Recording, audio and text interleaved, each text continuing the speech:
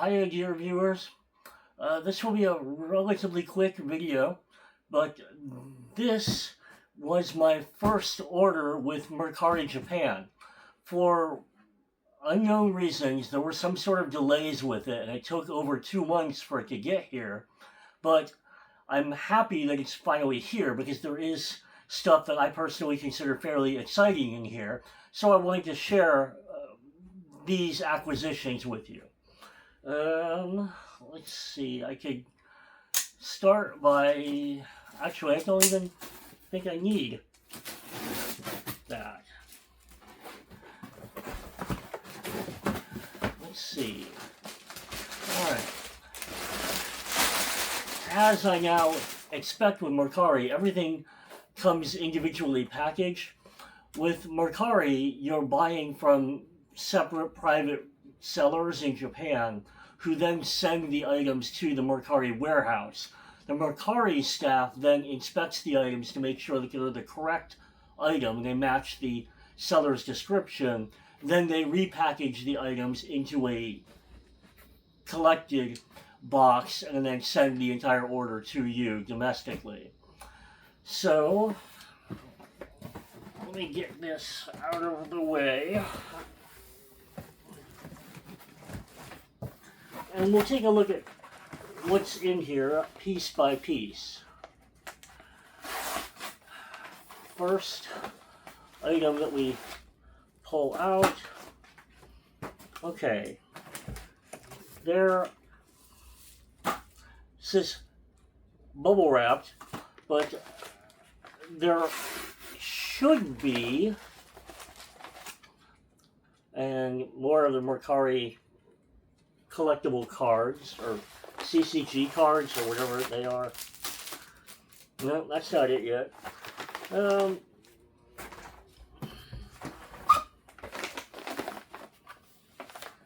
see.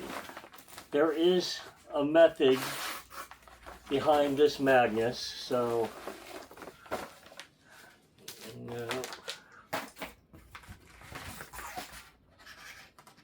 Really? Did I... Huh. Alright, well, if this isn't what I'm expecting, then we will proceed. Alright. I should have purchased 2 copies of one of these magazines. So, hopefully it's in here, and hopefully the other one that I haven't seen yet, that I'm expecting to be in here, is in here.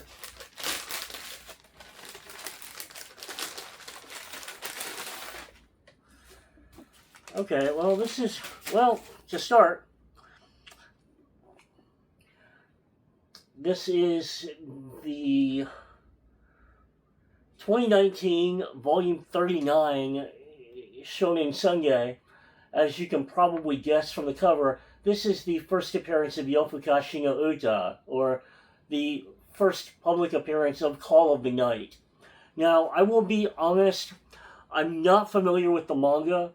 However, the anime adaptation, even though it's relatively recent, is now one of my favorite anime of all time. I really, really enjoyed, especially the first season of the Yofukashi no Uta anime. This particular first appearance, Shonen Sunday Zashi, on eBay is typically about $250. Fortunately, through Mercari, I was able to get this for a little over $100. So I'm really happy. I have actually since then purchased a second copy, which hasn't arrived yet. But given how much I enjoy the original anime, or well, the anime adaptation, I'm really pleased to have a copy of the original first appearance in my collection now.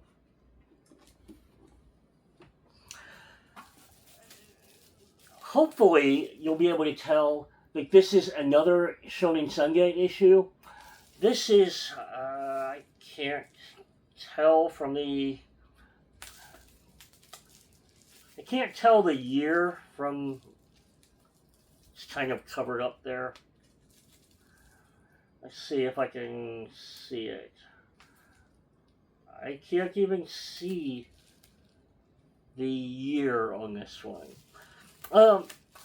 Regardless, there should be 2 copies of this issue here in this shipment because I got these at about before commission costs, before shipping. I got these at about $5 a piece. If I'm correct, and I'm not sure that I'm correct, but if I'm correct, this issue of Shonen Sunge should be the first appearance of Stark in Sousou no Frieren. I do have 1 copy of the Shonen Sunge with the first appearance of Frieren. That's also the first appearance of Fern, so I wanted to match that with the first appearance of Stark. So this issue seems to be pretty overlooked, assuming that this is the correct issue. So if this is the correct issue, then I will be pleased to have this to match with my earlier issue. This is a pretty wild, well, maybe not super wild, but a moderately wild speculation purchase.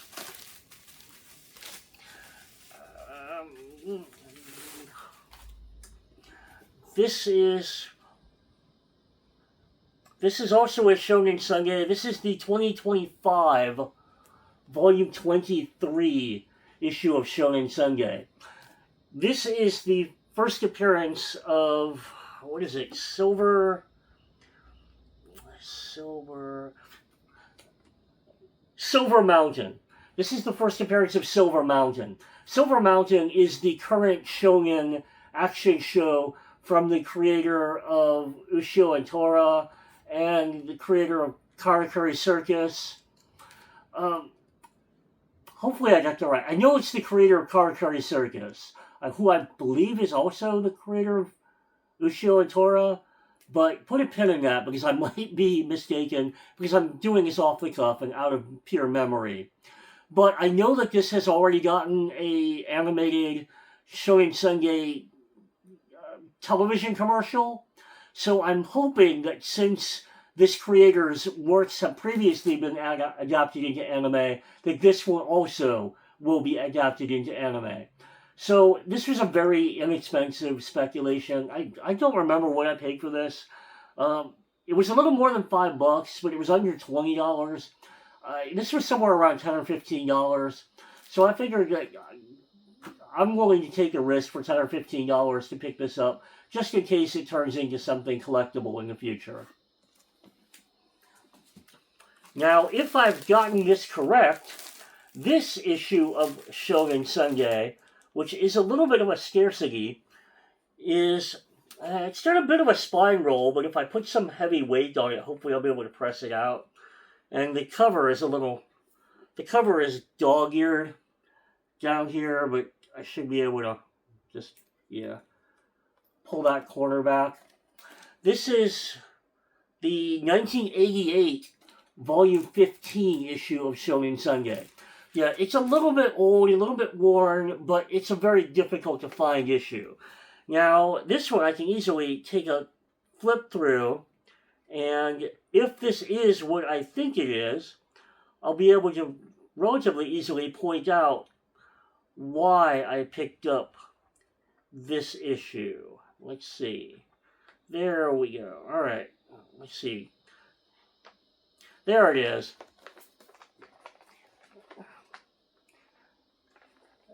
This is the very first public appearance of Shampoo in Ranma Nibbling no Ichi. Ranma 1/2, first appearance of Shampoo. Now, it is just this single top panel, so you can make the argument that this is a cameo appearance. I do have the Shonen Sunge issue that comes after this, which you could potentially call her first full appearance, but regardless of how her appearance is defined, I have it covered now because now I have both her true very first panel appearance and her first full chapter appearance. Now, thankfully, this issue, because it's very, very under-recognized, this issue, I mean, again, not in perfect brand new condition, but it's also, 30, 40-year-old magazine. This one was about $10 before shipping costs, before commission fees. So pretty affordable, and I'm really happy to have it. I've been looking for this issue for actually many, many years now.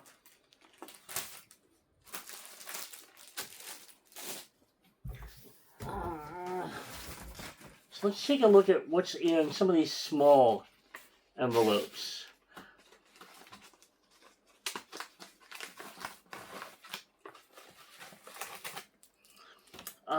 This, if I can open this up, is a bit of a oddity. This is a Dirty Pair Affair of Nolandia vinyl shopping bag.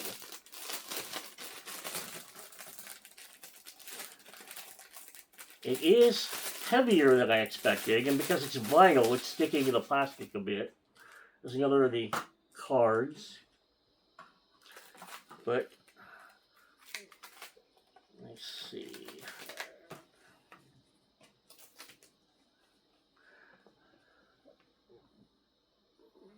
I believe this it's labeled as not for sale, so this might be a premium associated with the Laserdisc release. I'm not positive, but I do think it's pretty darn neat.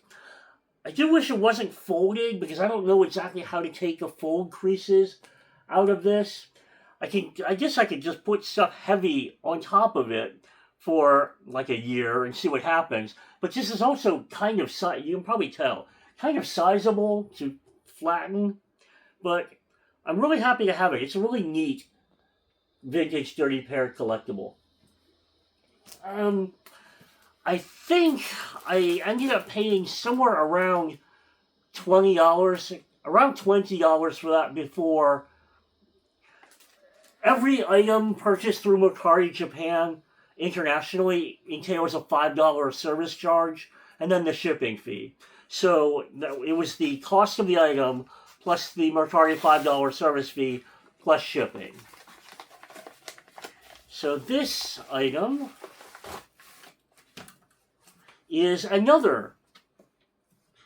This one is a little bit worse for wear. There is tape up on the top corner, and it is a little bit dirty. But that green Affair of Nolandia bag, I've seen listed before. I've seen that one before. This one I think I've never seen before. So when this one I noticed was available, I decided I would pick this up. This one, I believe, is associated with the Laserdisc TV series release. I don't remember what this one cost.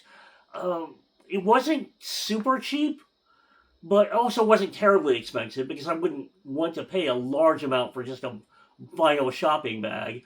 But I believe this one was probably somewhere also in the $20 range. But being that I've been collecting Dirty Pair items now for 35 years, it's worth it to me.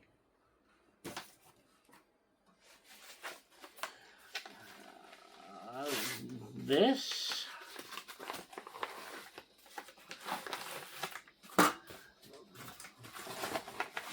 another card. Let's see.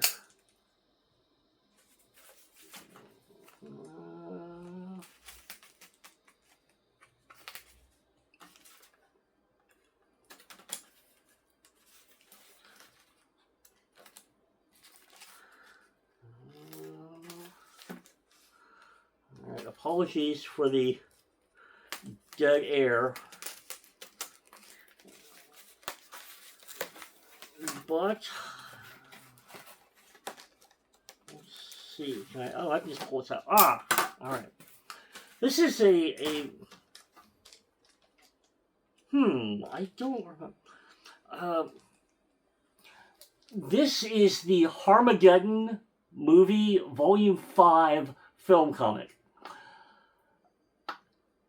Somewhere along the way, I think in multiple purchases over the years, I managed to acquire the first 4 volumes.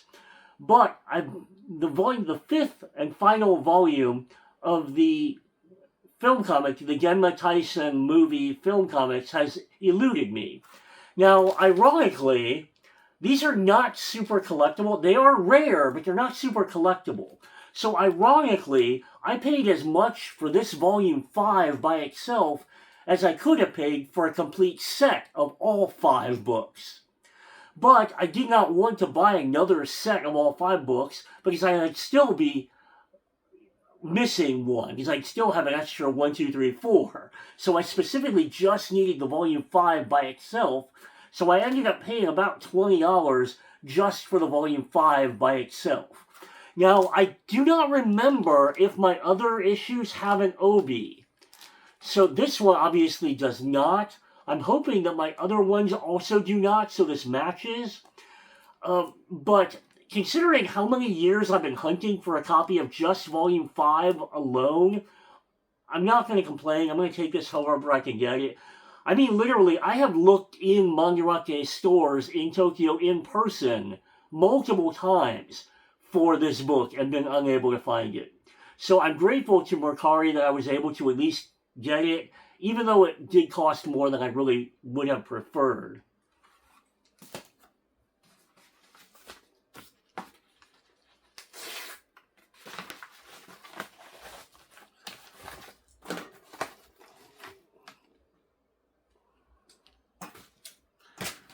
This, let's see, what was this? As I mentioned, it's been over 2 months, so I don't even remember what exactly was all in this order.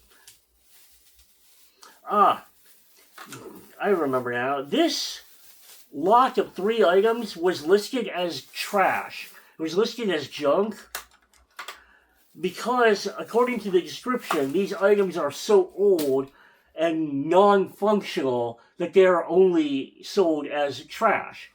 But to me, they are still valuable and interesting as collectibles. These are 3 vintage Dirty Pair items.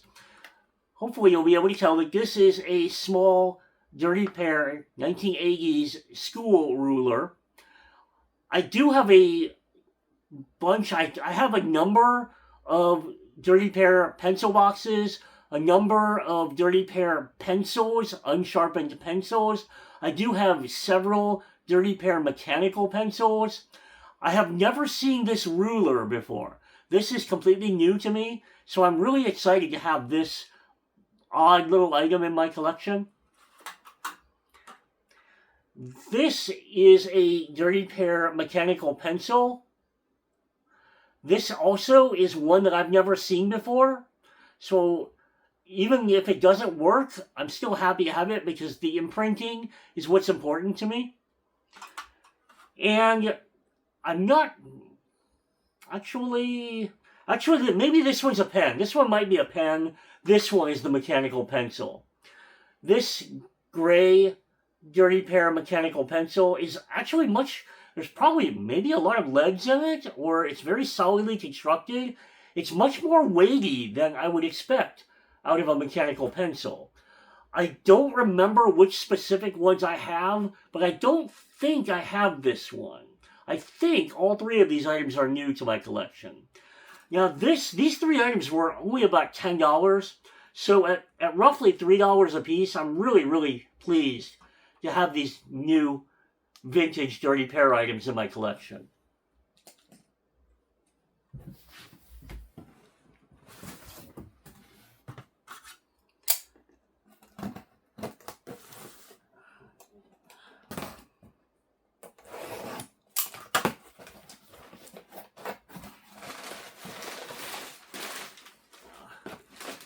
There's another card.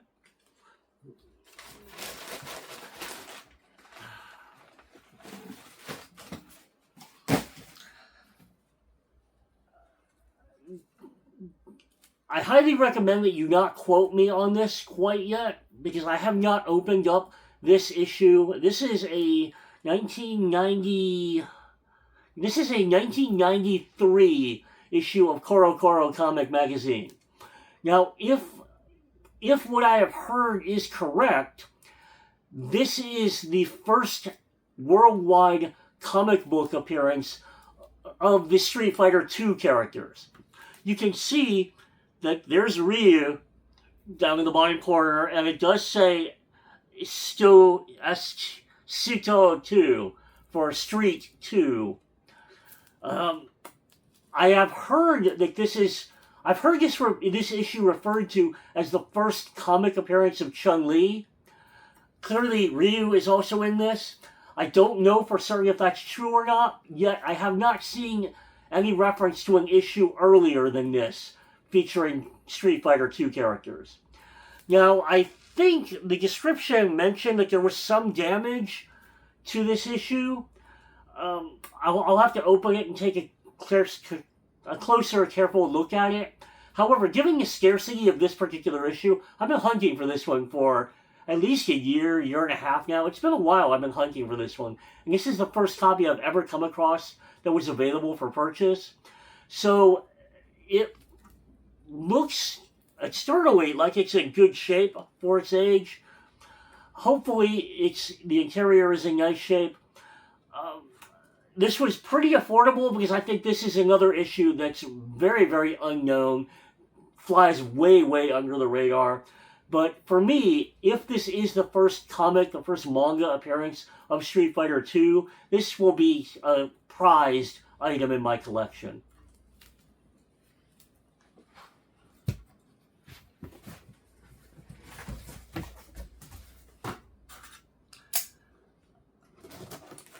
So, as you can see, this is an item sold on Mercari by Suragaya. Now, because this was my first order, I probably didn't consciously realize that. Since then, I've realized that when Suragaya lists items on Mercari, it's generally cheaper to just go to Suragaya's website and buy it directly.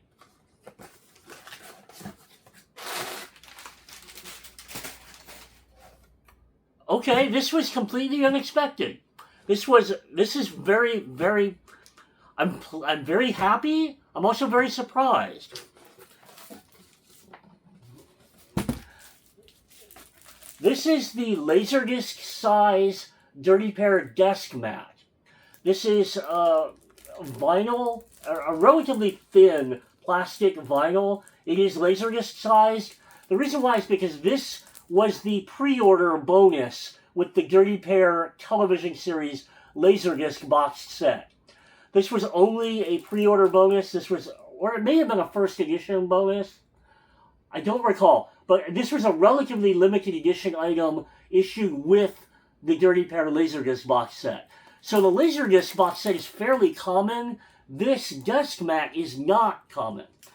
However, as soon as I placed my initial Mercari order, immediately afterwards, I got a notification that this item had been canceled off the order and my purchase price for this item had been refunded to me. Now, so I didn't expect to receive this. I don't know if it was not available or if this is, for some bizarre reason, an item that is not typically shipped overseas. Because the Suragaya website lists this item for sale on its Japanese page, but does not list it for sale on its international page. That's why I was surprised to see it listed on the Mercari Japan website. But I did not expect to receive it. Nevertheless, it's here, so I'm very happy to have it.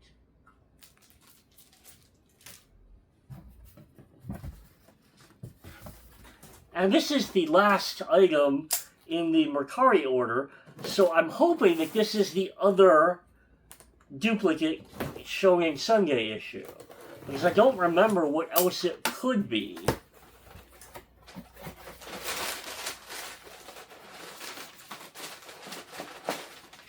Another card.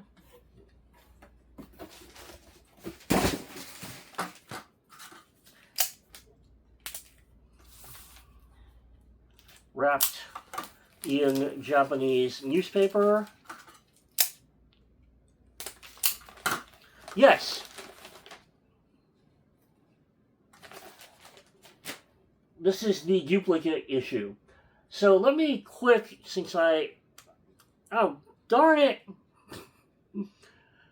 The description did not mention that someone, whoever the original owner was, took transparent packing tape and covered the entire cover all the way around, covered the entire cover with transparent packing tape. Now, granted, that is a good way to keep the cover in nice shape. However, it's not in original condition any longer. So now I'm even more happy that I did get 2 copies. So at least I have 1 copy that is in original issued publication condition. But let's see, if I flip through this. Yes! Fortunately, I am correct. There is the chapter title page. And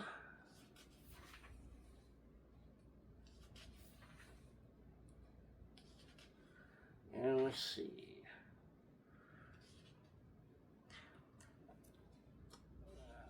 I believe, if I am correct, that panel there would be the first appearance of Stark. Now, let's see.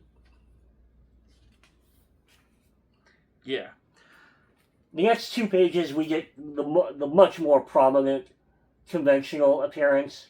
Those of you that have watched the first season of the anime will recognize this is the introduction just before Stark fights the dragon.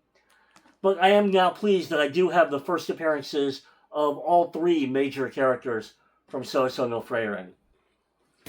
Now, before I close out this video, I do want to point out 2 additional items that I recently acquired, which I think that you viewers might find interesting. These are not anime. However, if you're still watching this video, they will probably be of interest to you. I found on eBay a single seller that was offering both a Marvel Super Special issue 25 in CGC graded 8.5 and CGC graded 9.6. By way of explanation, back in, 1983, back in 1983, when I was a very young child, I was at a grocery store with my parents, and I saw this issue in a spinner rack at the grocery store. I pulled it out of the spinner rack, flipped through it, and noticed that this was a film comic. Not conventional comic art, it's actually photographic stills from the Nelvana Rock and Rule animated movie. And I thought this was just one of the neatest things I had ever seen. And I immediately fell in love with it, and this may be one of the origins of my later affection for anime. Years later, I acquired a copy and sent it in myself. The copy that I sent in myself came back as a 9.4 condition. I would love to one day own a relatively flawless 9.8 condition copy, but there are so few 9.8 condition copies that I just don't fully expect to ever even have an opportunity to buy one. 9.6 practically is indistinguishable from 9.8, so I was willing to pay a fairly generous amount for this 9.8 copy, but fortunately I got this one for well under $100. And the 8.5 I picked up because I was buying from the same seller, and I ended up getting this one for actually less than cost. I paid less than the grading cost to pick up this 8.5. Now, when I do look at the condition of this copy, especially the back, when I look at the back in particular, I do wonder why anyone even bothered to have this copy graded. There are some small but noticeable flaws in this 8.5 condition copy.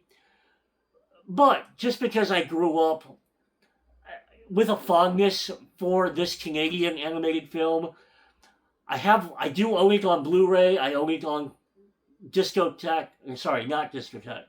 On now I can't remember. It was released by the studio over in Tampa, actually. Steve Biro got the license to release Rock and Roll on DVD and Blu-ray. So I own both the DVD and the Blu-rays.